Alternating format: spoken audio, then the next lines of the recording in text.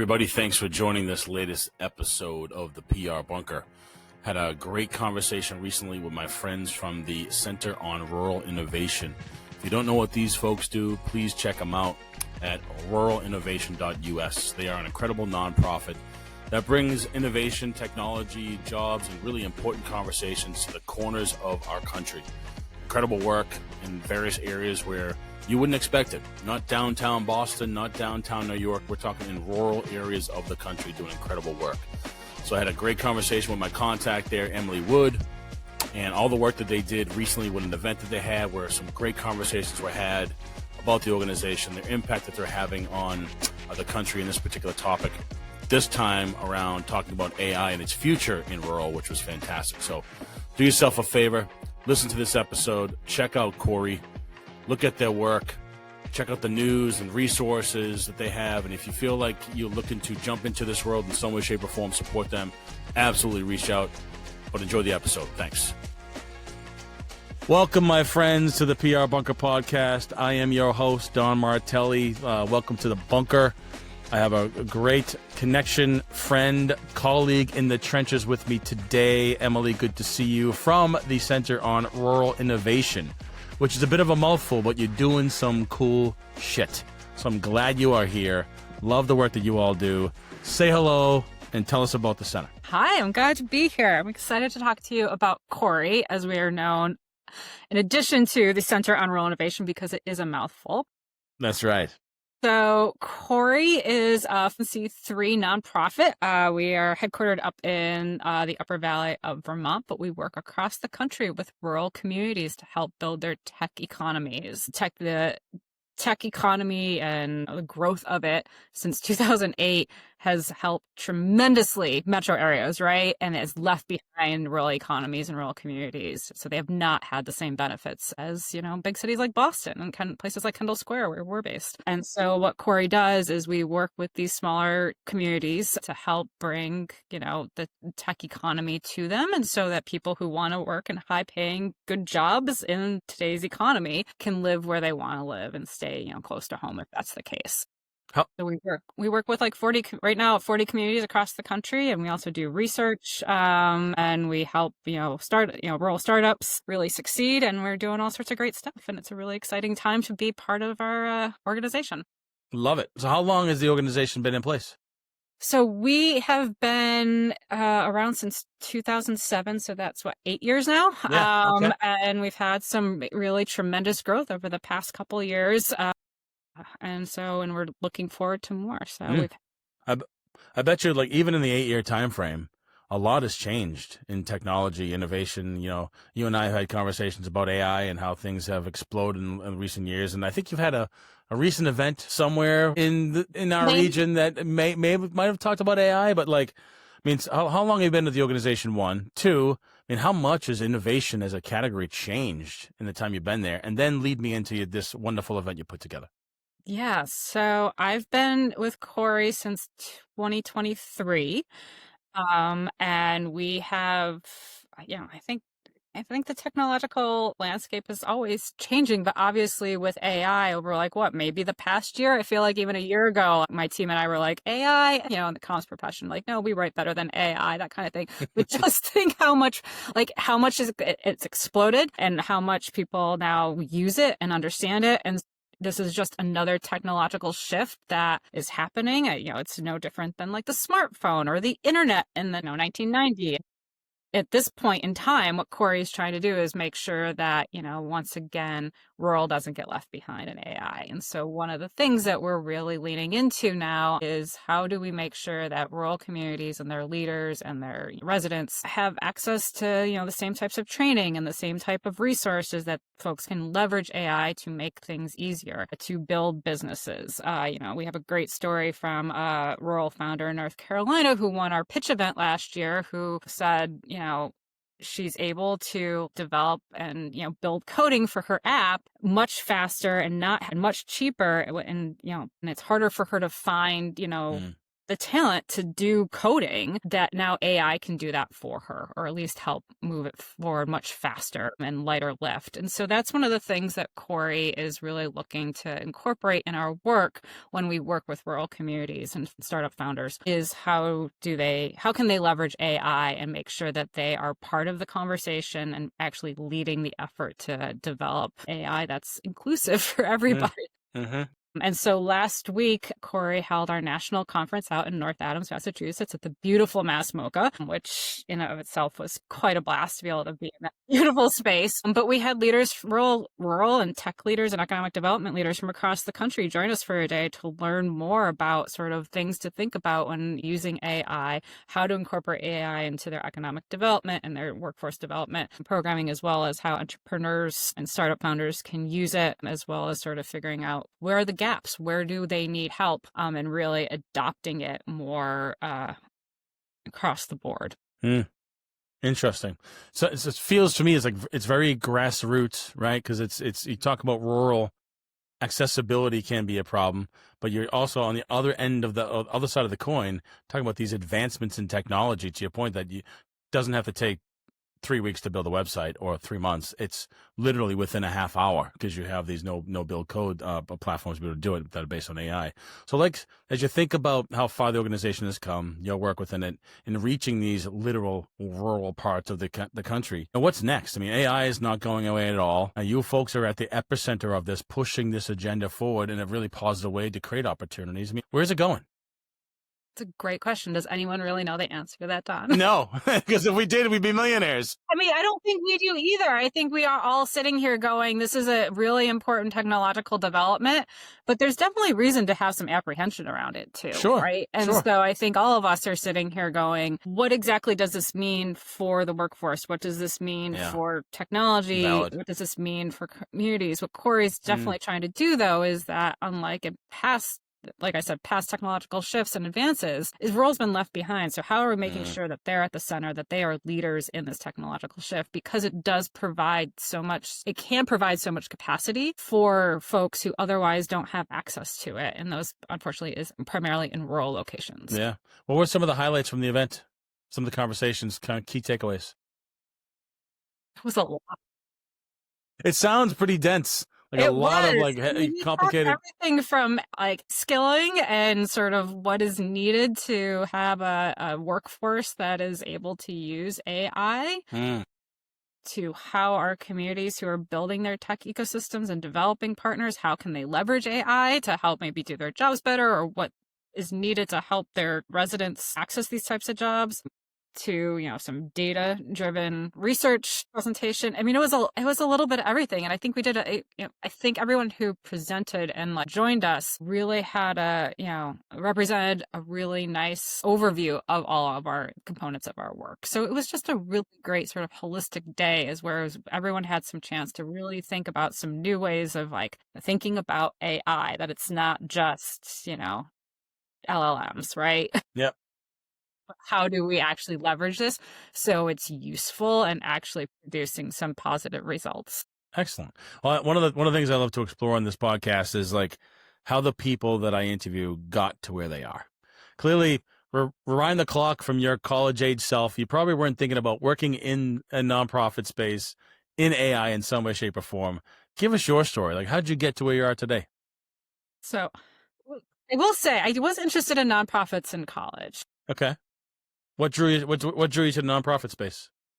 I think, but the trick is I was also really interested in politics, but I didn't want to like be in politics, though that changed too. I have a very weird, I had no direction. We all have weird backgrounds. It's fine. Right? You're like no direction. No. So I like substance. I like, working on things that could make the world better type of like idealism, right? And I think that's really easy when you're in your 20s. I still believe that now, many years later. Yep. But so I started off, I actually went to grad school, and my master's is like in professional politics. Like it's a political science degree with a concentration like how to run campaigns. Cause I was like, I'm going to go work on campaigns. And then I did a couple local campaigns, and I said, enough of that. I'd like to have a life. And then I just lucked out. I landed at a think tank in Boston where I sort of found out what nonprofit comms is. And I was like, look, I have a lot of these skills. It's very similar to political campaigning, but with better hours. And, I was sort of able to leverage that experience to really sort of understand, the nonprofit sector, civic players, that kind of thing. And it's just been the best piece of career advice I got from somebody was always work someplace that is interesting.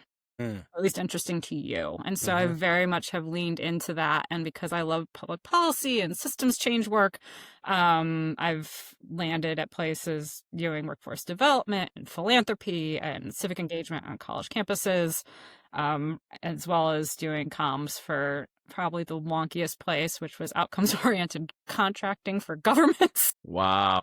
So I'm very much in this weird, wonky space. I'm kind of a nerd when it comes to this stuff. But I also believe, I think what drives me to stay in comms in these areas is that it's important that people know that these things can be improved and that people are trying to make things better. And it's direct service is so critically important, but when you're looking at the systems level stuff, that really can have an impact on individuals. And so it's been really interesting, and it's a fun little challenge to figure out how to get something super wonky like rural economic development or outcomes oriented contracting into the public dialogue. Really saying, this is how we're creating impact. These are these really interesting stories. So yeah, I've spent my entire career doing nonprofit communications and marketing, and it's been fun, but it's also really exhausting because these are not easy things to be talking about and getting people interested in. Correct. Have you ever thought of running for office yourself? God, no. I did when I'm in my 20s. Someone's like, you should do it, and I was like, I'm not knocking on people's doors. Nice. That's my limit. I'll do it for other people, but I won't do it for me. What's the line? You should know this. Comms people are terrible about talking about themselves. 1,000%. Right? 1,000%. Yeah. It hangs over me constantly, and that's why I will never be Love a that. politician, because I could never talk about myself. Well, here's a Stitch theme. So you briefly touched upon comms and what you love about it, and obviously the PR Bunker is a communications agency. I talk about comms all the time, and this is my business. And you work in a very complicated space. It's a nonprofit, but the things you're doing, the work you're doing, can be complicated. You're bringing this technology and these conversations into Main Street America, not Kendall Square or not downtown Manhattan, New York City. In your sort of your world now, talk to me through your process or your thought process around just the importance of communications and content development and storytelling in the time when I can go to ChatGPT, Gemini, and say, give me a story on how the Red Sox should win the World Series today. Give me a story. But us comms people feel like we still want to own that story. For you, what's your opinion on that? How do you feel like CORI in your work, how do you still own that story? A great question. I haven't necessarily thought about that too deeply because I'm still so entrenched that we do it better than LLM, right? We understand, my value to anything is I understand what that specific aspect of a story is that will really resonate with, a policymaker or some other a community leader or whoever we're trying to reach our audiences. And I don't think AI is quite there yet. Yes, probably do a really great overview because it crawled from our website and we have these great stories on our website, and they can say, oh, this really interesting thing is happening in, Portsmouth, Ohio or Cape Girardeau, Missouri type of thing. But they aren't going to know who to go talk to who actually has a really, really interesting story. And that's how we can elevate it. And I think those types of stories are really, an expertise both from people on the ground as well as our staff and leaders are, what makes communications effective. I talk a lot about sort of elevating our expertise because that's what we have. And I don't think it can be replaced by AI, not just because AI still can't, what's one of the things going on when you ask it, how many R's are in strawberry? It keeps saying there's 2. Yeah. But like I said earlier, I think what's important is the lens. We just, organizations, content you develop yourself is unique, and you just understand the sort of that special sauce that makes an organization sing and really resonate. That AI I don't think will ever really replace. No, you nailed it. I think every organization the work that they do, whether for-profit, nonprofit, what drives organizations to do what they do is the heart, right? It's the intention and the impact you're looking to make, especially with nonprofits and folks like you. And you can have, AI has a brain of some sort. It has technology that produces. I'm not sure if it's a brain like ours, but it has something that moves the mode forward, but it doesn't have the heart. It just doesn't have that emotionality to it. And clearly, in your work, when you're bringing opportunities to, middle of nowhere, to drive innovation and jobs. It's not just, a platform, but you're creating opportunities for growth and having people that might work in a mill town that think that our innovation is that we have two car dealerships in our town now versus actually thinking about advancements with technology and AI to automate particular things in the community. So I'm certain that the impact that you've seen in your work with CORI in those communities, probably what drives the work. And it forces you, gets the team to think about this event you had and have these conversations to explore it even, and push it into the farmland, to Main Street, to the other areas that need it. Yeah, I mean, one of the things CORI does, which I really find refreshing, that as a nonprofit, that we've articulated very clearly, that one of the things we do is narrative shift. And I think all nonprofits do that, but not with such intentionality. And that narrative shift is getting the rest of the country to understand that, like, really interesting things can happen in rural, and yet you can do some of the stuff, or the same things that happen in, urban areas can happen in rural communities. We just need to provide them just as the same resources and create equitable and inclusive systems that benefit both urban and places. But that narrative shift aspect is so, I think, helps us as an organization, especially with comms and marketing, really be intentional about the types of messages that we are, thinking of sharing out, the campaigns, the and even sort of thematically how I think about our strategy is very much given sort of that, is rooted in this narrative shift sort of initiative that we have, that this is part of the story, that we are really dedicating resources and time to making sure that we are elevating these really incredible, stories from rural communities that may otherwise not have a national platform. Yeah.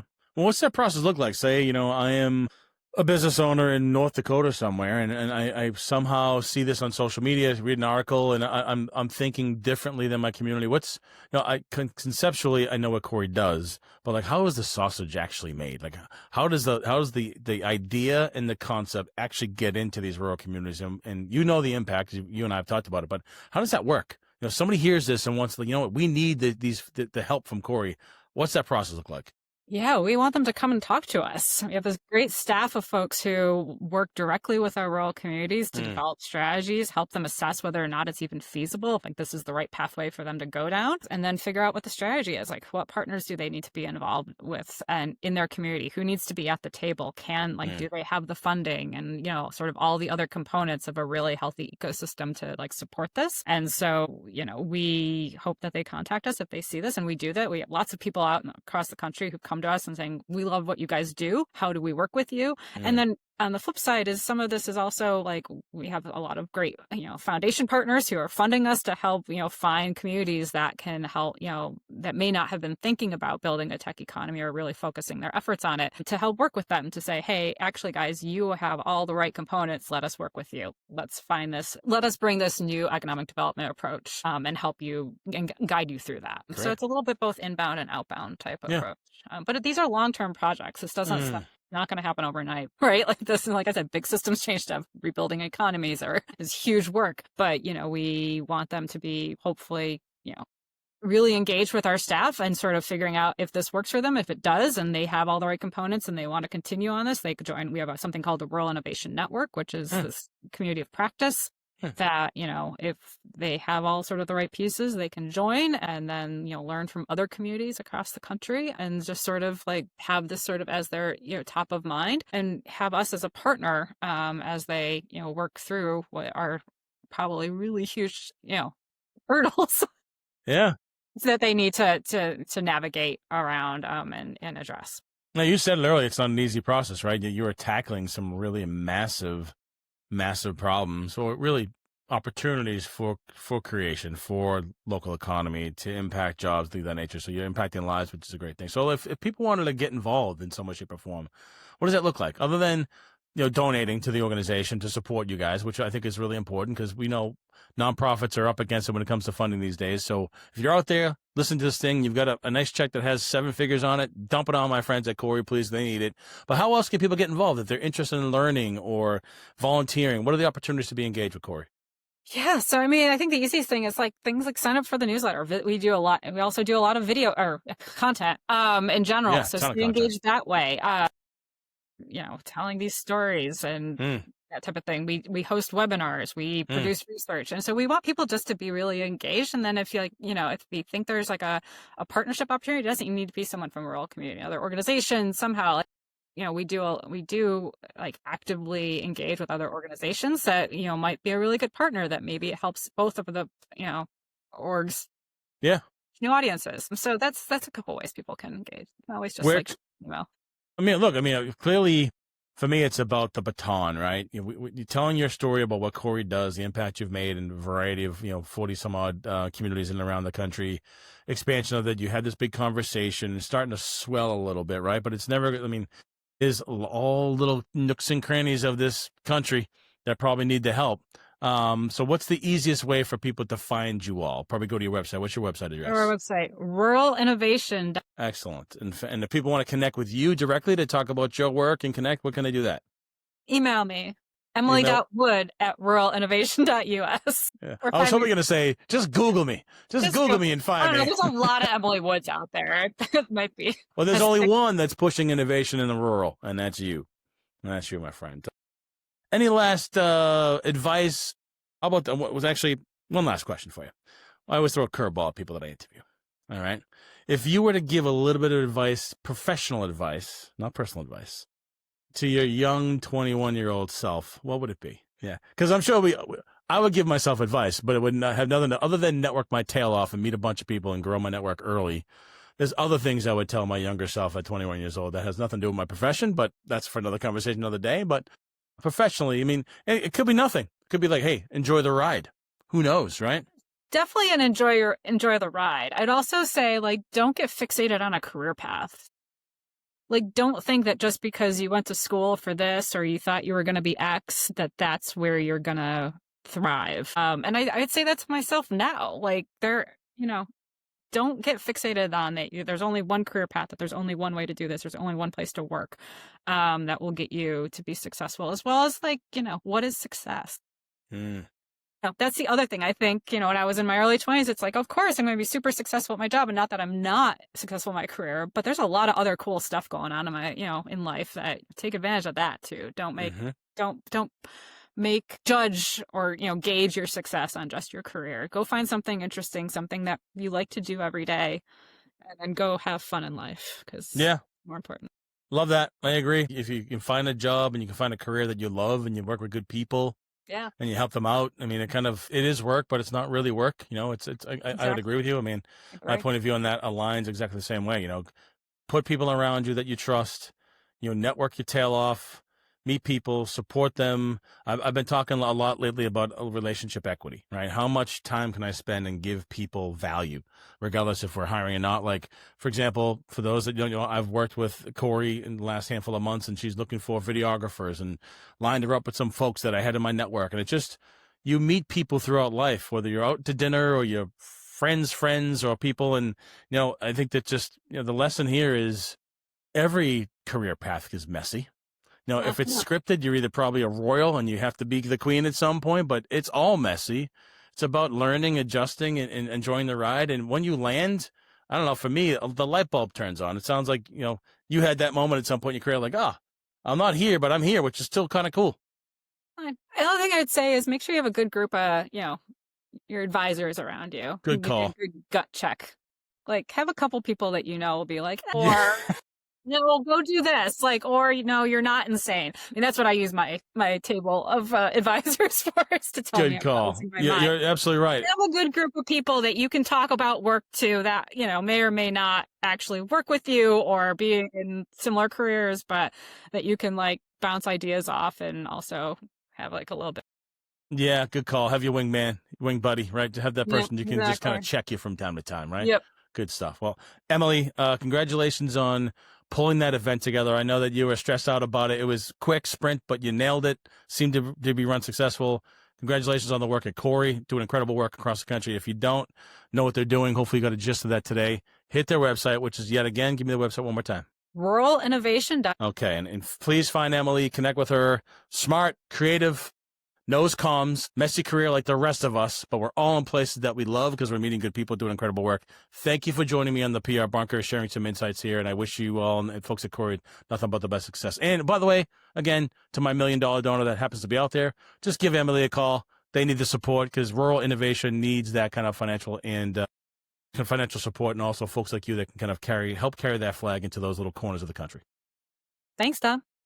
Thank you for joining this episode of the PR Bunker podcast. Appreciate you stopping by, and I appreciate the work that Emily and her team at the Center on Rural Innovation is doing in the various pockets of our community and our country to bring innovation, technology, and conversations around AI to the various corners of our community here, hyper-locally, regionally, and nationally. Again, check them out.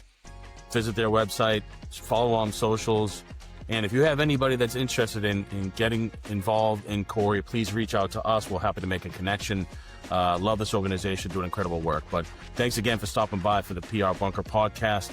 You can catch us on any of your streaming services, and clearly you can go to prbunker.com to check out all the content and tips on communications, public relations, networking, and other things that relate to my world or my little corner of the world down here in the bunker, as we say it. So appreciate again you stopping by, listening in. Feel free to subscribe and tell people about the bunker. And if you are running a nonprofit or are in communications, feel free to reach out. I'd love to interview people and tell their stories as well. So thanks again for stopping by the bunker. See you next time.